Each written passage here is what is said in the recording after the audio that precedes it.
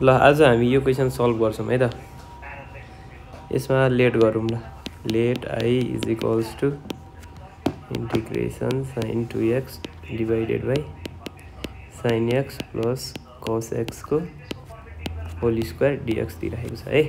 अब हामीले यो तलकोलाई ओपन गर्यौं भने हामीलाई सजिलो हुन्छ है।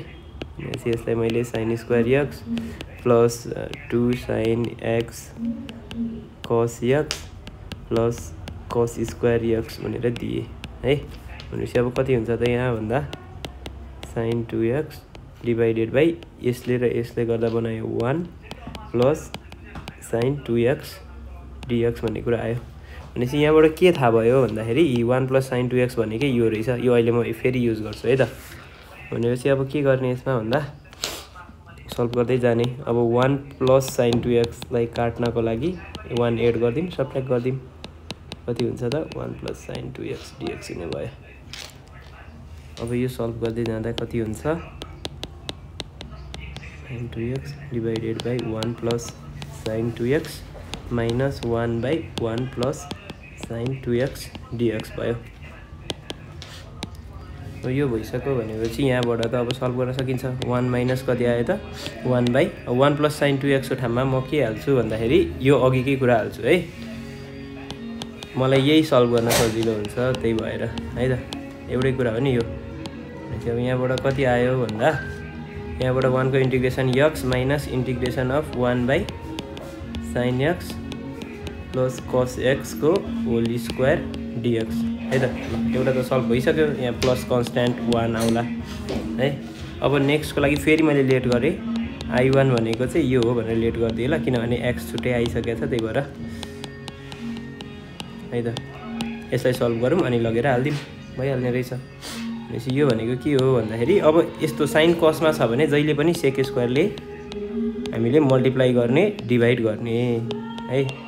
सेक स्क्वायर x अनि त्यसपछि sin x plus cos x जहिले पनि हामीले यही मेथड गर्छौं है। स्क्वायरको फर्ममा छ नि त यो, भनेपछि हामीले सेक x नै गर्नुपर्ने भयो। स्क्वायर नभएको भए चाहिँ हामीले यहाँनेरि हाफ एंगल गरेर अनि बल्ल सेक स्क्वायर x/2 ले मल्टिप्लाई डिभाइड गर्दियौं है। भनेपछि अब यो सल्भ गर्दै जाँदाखेरि कति हुन्छ भन्दाखेरि sec square x dx divided by sec x भित्र गयो अनि त्यसपछि sin x plus cos x अनि यसको होल पावर 2 छ।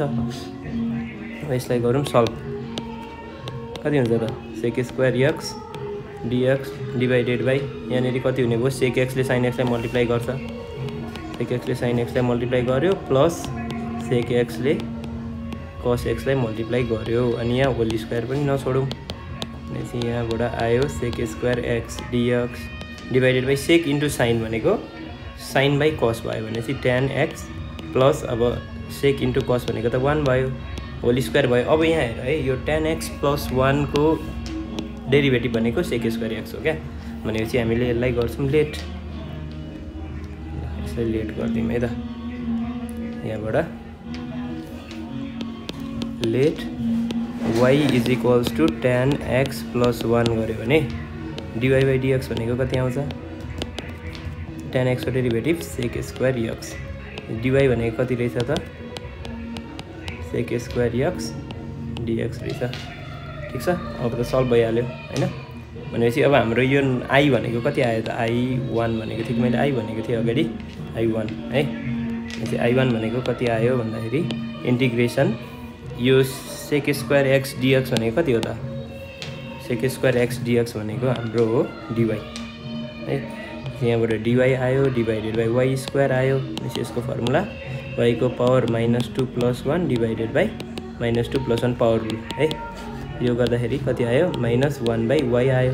y भनेको कति हो त -1 बाई tan x प्लस 1 आयो। अब यसलाई लगेर हामीले अगाडि हाल्दिन्छौँ।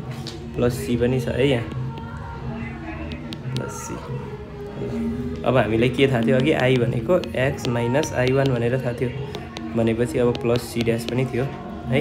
यसो x भनेको कति छ x चाहिँ भइहाल्यो माइनस I1 भनेको -1 बाई tan x प्लस 1 है प्लस c। ल c ड्यासले अब c बनायो भनेर भनौँ। यहाँ पनि c डबल ड्यास राख्दिउँ, केही फरक परेन।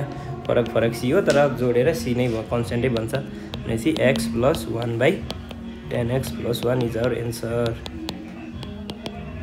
यतिको है त।